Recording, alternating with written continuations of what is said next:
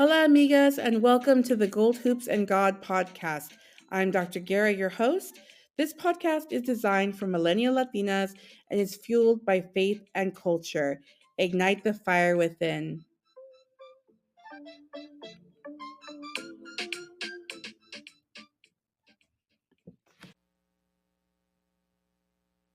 Welcome back, amigas, to this 10th episode of the Gold Hoops and God podcast. I'm your host, Dr. G. Welcome back, everyone.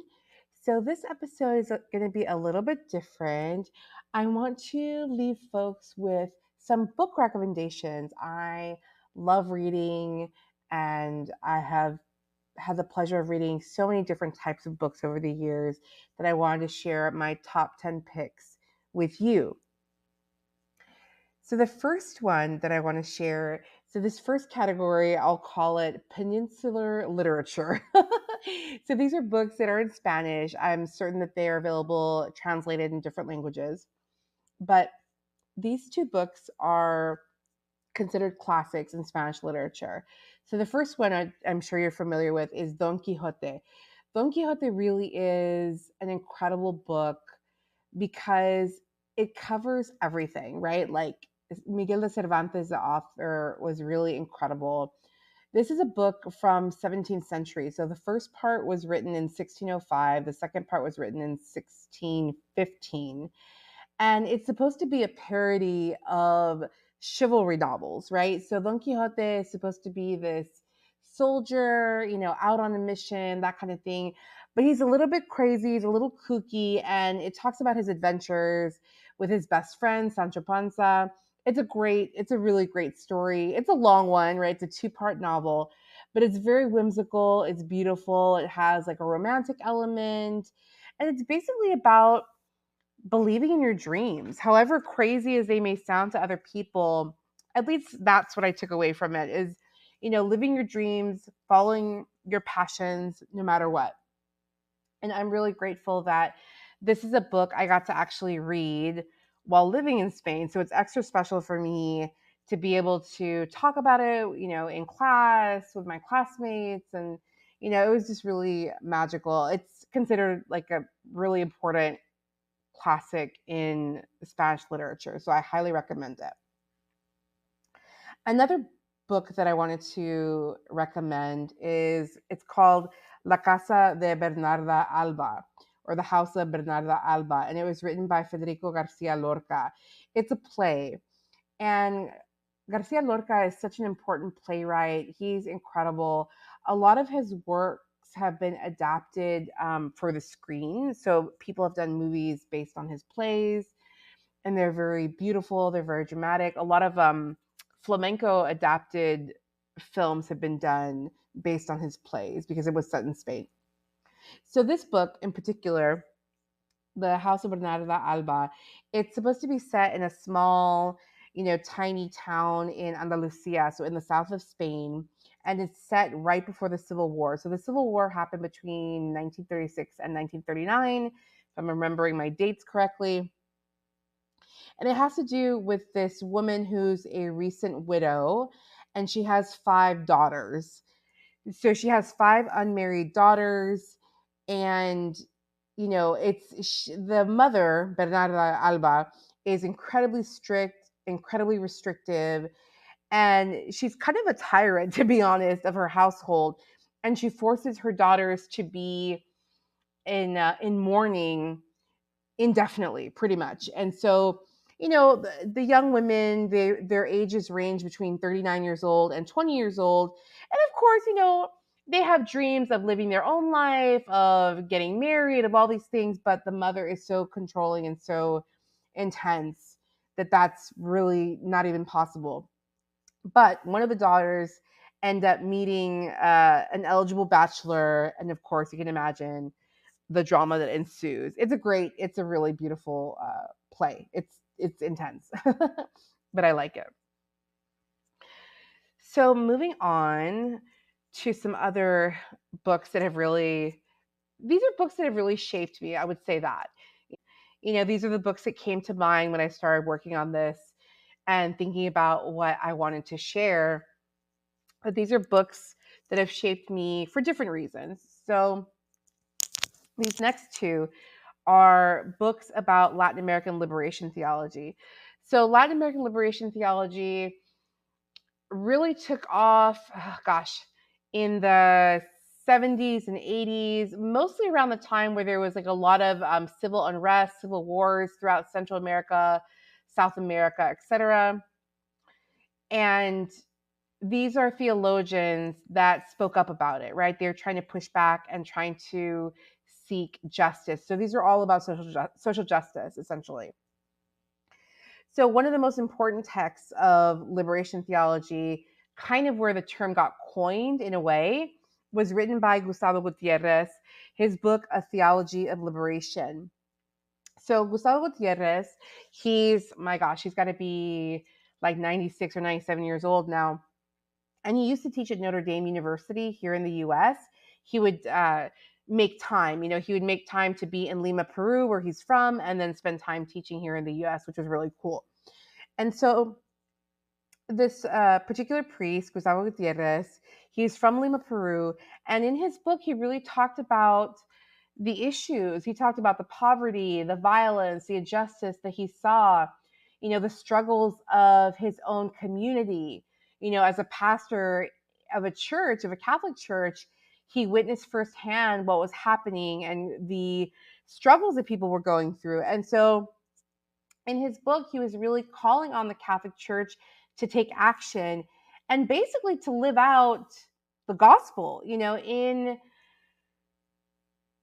Catholicism, Jesus does require us to take action, right? So visiting those in prison, feeding the hungry, clothing the naked, that is a mission. That is something that we're called to do in action. It's not just about praying. Prayer is very important, but Gustavo Gutierrez was highlighting some of the economic issues, and he really received a lot of pushback because he was utilizing some of Marx's economic analysis, and this is kind of where things got a little tricky.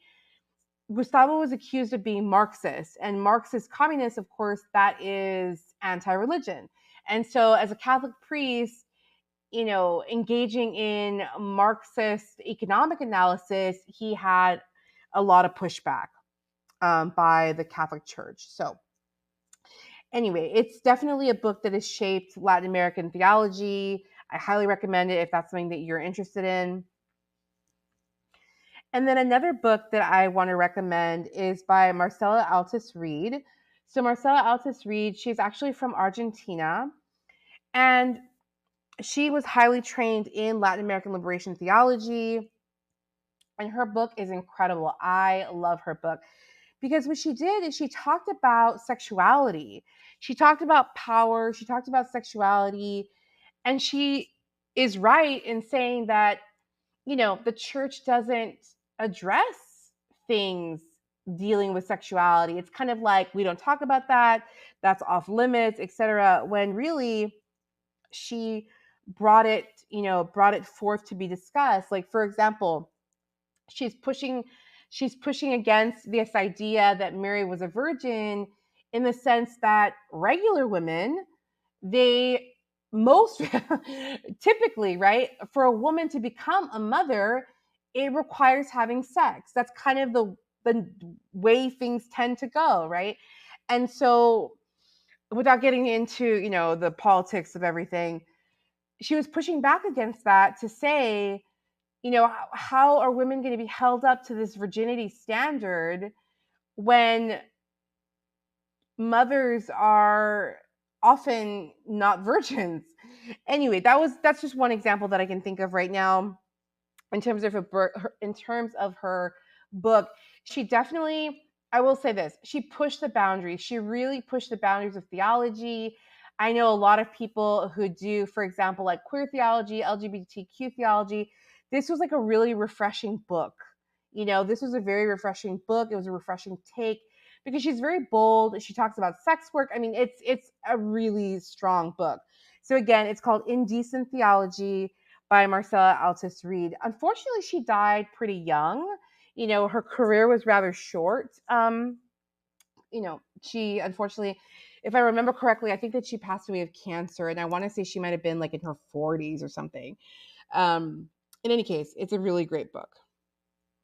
Okay. So moving right along. Some other books that I highly recommend. These are in the field of U.S. Latino theology. So there's a distinction, right? Latin American liberation theology is speaking from a Latin American context, while U.S. Latino theology is U.S. Latinx context. And of course, there is some overflow, there is some connection. There's people who grew up in Latin America that now live in the U.S. There's people who grew up in the U.S. who spend a lot of time in their childhood or et cetera going back and forth to Latin America. So, take this with a grain of salt.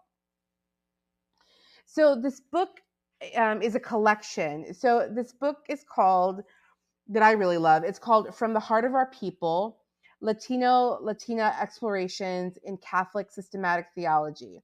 And this was published in 1999. I was trained as a systematic theologian, so this book really changed the game for me. It changed my life. And it's a collection. So the two editors are Miguel H. Diaz. Miguel Diaz, he's an amazing person. He currently lives in Chicago. He taught at Loyola Chicago for a long time. He may still teach there. And he was actually the U.S. ambassador to the Holy See during the Obama administration, if I'm remembering correctly. Great person, great scholar. And then Orlando Espín is the other editor of the collection, and he is professor emeritus of University of San Diego. And a lot of his work, he's published so much. Oh my God. If you're interested in the topic of popular religion, U.S. Latino theology, Orlando Espín has written so many books and so many articles. He is amazing. And so this collection covers different topics. It covers different areas, talks about different traditions within the U.S. Latinx community, rituals, the importance of Our Lady Guadalupe, things to that effect. So it's a great, great collection, especially if you're just kind of getting started and learning about U.S. Latino theology. All right. So number 6 on my list is A Reader in Latina Feminist Theology, Religion, and Justice. So this is another collection. There's actually a reason why a lot of the U.S. Latino works are collections. In U.S. Latino theology, we really value this sense of en conjunto. So working together, right? Collaboration, working together is a big, big part in Latin American liberation theology and in U.S. Latino theology. So this collection on Latina feminist theology was published in 2002, and it was edited by Maria Pilar Aquino and Daisy Machado. Daisy Machado is the director of the Hispanic Summer Program. Actually, I think they recently changed their name. But she's a fantastic scholar. And then Maria Pilar Aquino, she also taught at University of San Diego with Orlando Espín. And funny enough, when this collection came out, there was a professor who I had during undergrad, Michelle Gonzalez Maldonado. She's been a wonderful mentor to me over the years, and she has a piece, I want to say it's on Sor Juana, in this collection. So everything comes together, folks. All the pieces are woven together, right? It's kind of amazing when I think back on how things have played out. So it's a great feminist take on U.S. Latino theology if you are interested in that. Okay. So it's interesting. More recently, I've been working more in the field of Chicano studies, Chicano and Central American studies. Still doing religion, but definitely diving deeper into Chicano studies and obviously working with my students and reading a ton in ethnic studies, right? Recently published things and all that good stuff. So I wanted to include 2 books from Chicano studies here. So this collection, a lot of collections, folks, a lot of collections, which I like. There's a collection that came out in 2019. It's edited by Laura Medina and Martha Gonzalez. It's called Voices from the Ancestors, Chicanx and Latinx Spiritual Expressions and Healing Practices. This is a really cool collection, okay, because it brings together the writings and spiritual practices of Afro Latinx and Chicanx and Latinx women and male allies.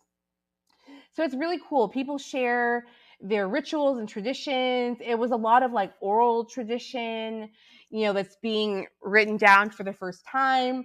Yours truly, I submitted something for this collection too. So if you check it out, I'm there, which is pretty awesome.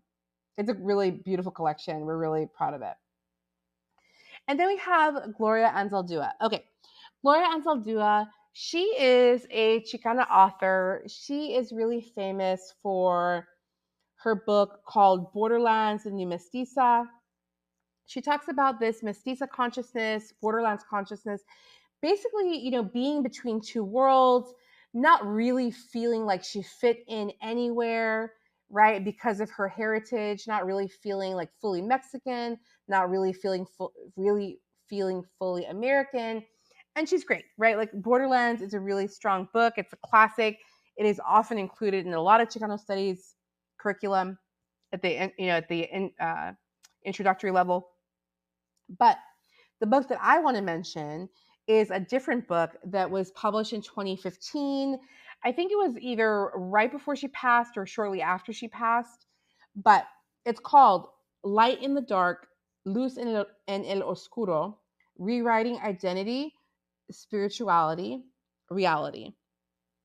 So this is about her spiritual life. It is so fascinating. I was super fascinated the first time that I read this book, hearing about her spiritual life, hearing about her thoughts about spirit and the world and identity.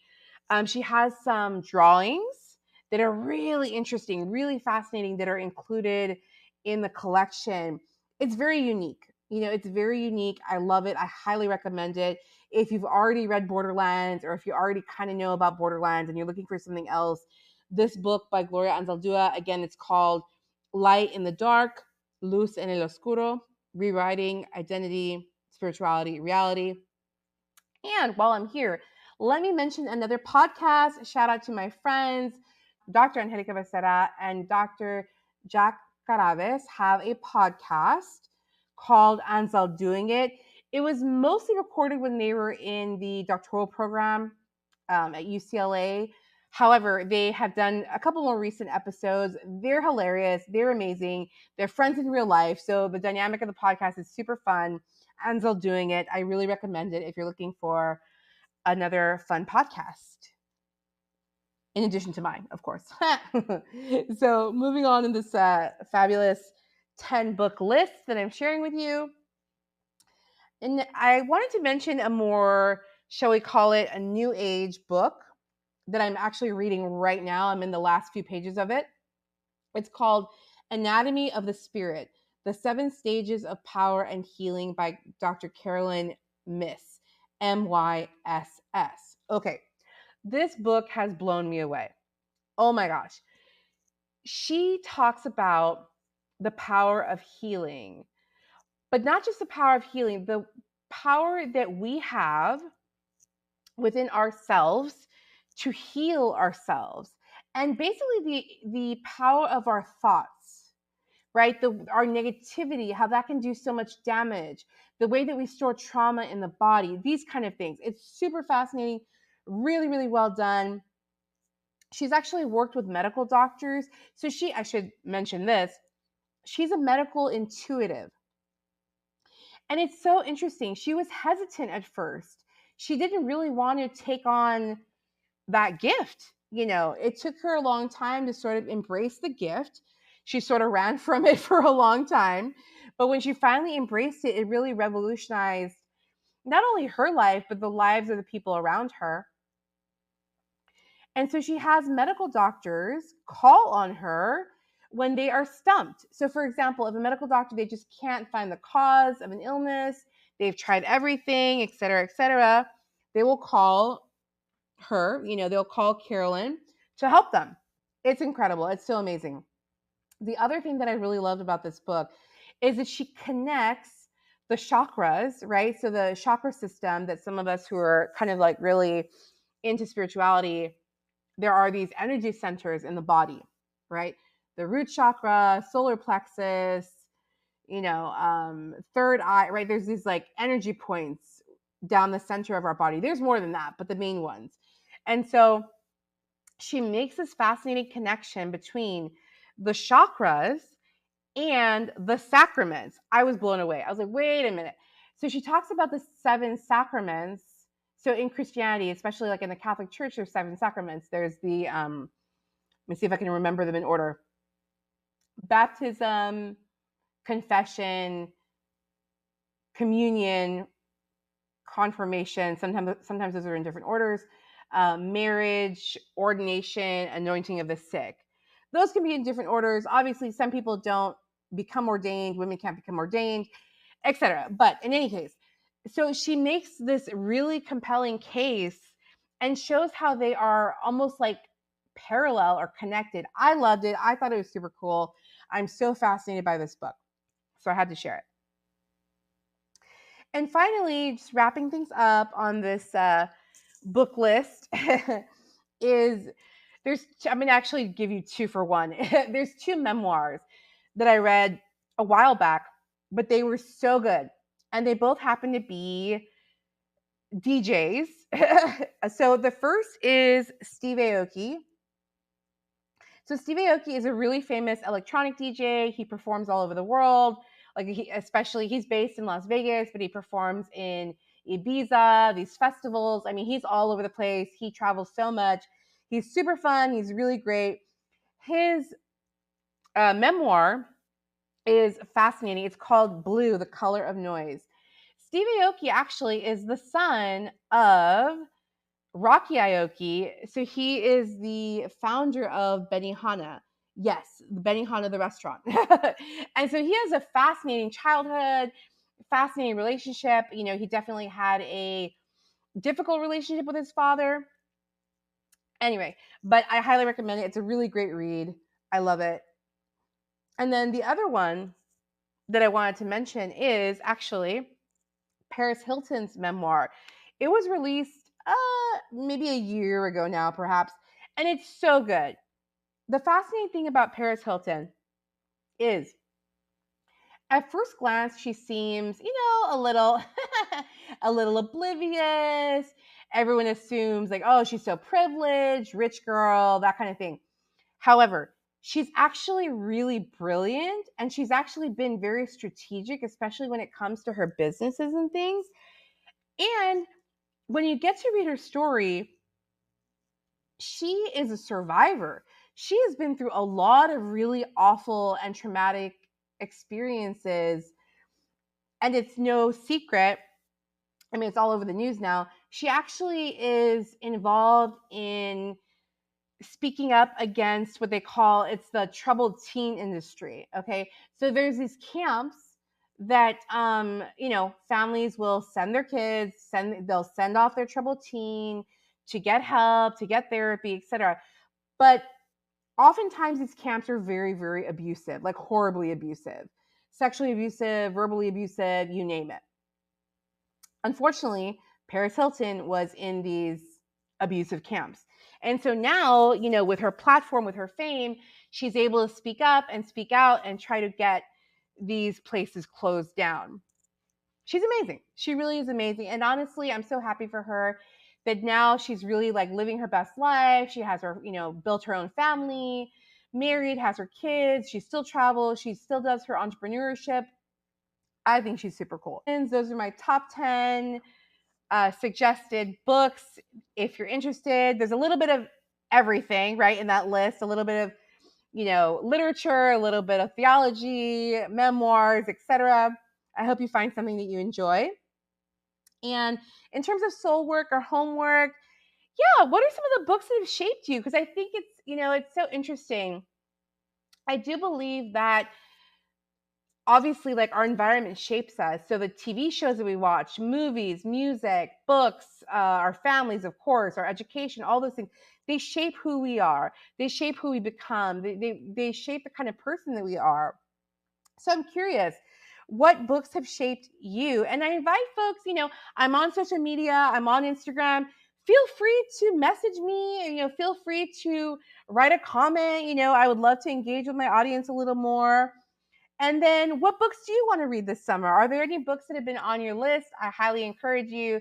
The library, shout out to the librarians, shout out to the libraries. They're so amazing. There's so many resources there that are at our fingertips. Yeah, I encourage you to pick up a book to start reading soon. Or maybe there's books at home. I know many of us have like a stack of books at home that we haven't read yet. So that's always an option too. All right, amigas, I hope you enjoyed this episode of the Gold Hoops and God podcast. As mentioned, this is episode 10. This is the wrap of season 1. Oh my goodness, can you believe it? So I'm concluding season 1. I will be back. I'll be back in the fall sometime. I'll definitely post on social media when I'm coming back. I am going to be doing some interviews and conversations for my season 2 episodes. So it won't just be me, but it'll be a lot of fun. Okay, amigas, I hope you're doing good. Have a good one. Ciao. Bye.